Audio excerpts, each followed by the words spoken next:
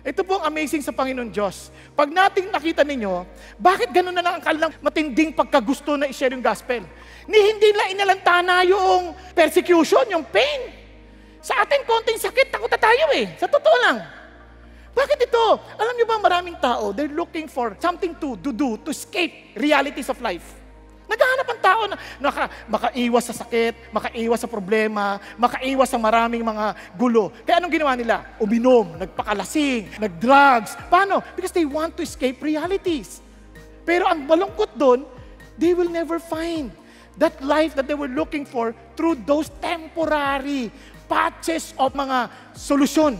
Mga temporary solutions. Hindi, kasi sa totoo lang, it will never solve. It will even get their condition worse. Lalala pa yung kanilang sitwasyon. Naintindihan niyo po? So yung mga drug addict, lalong nagiging addict, kawawa, hindi na sila makawala. Yung iba naman, nagpakamatay na. Sabi nga ni Pastor Peter kanina, sabi niya, alam niyo ba ang number 1 cause of death ngayon? Suicide. At alam niyo ang cause? Depression. Kaya ang daming tao, ang lungkot ng buhay. Wala silang sagot. And yet these people, they were being persecuted, hinahabol sila, ikinukulong pa, and yet they keep on preaching the word.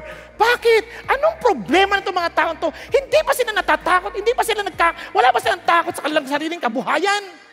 Because they found something much better than whatever pain that they might experience in this world. And they knew that the world needs this message. Bakit? Tingnan ninyo.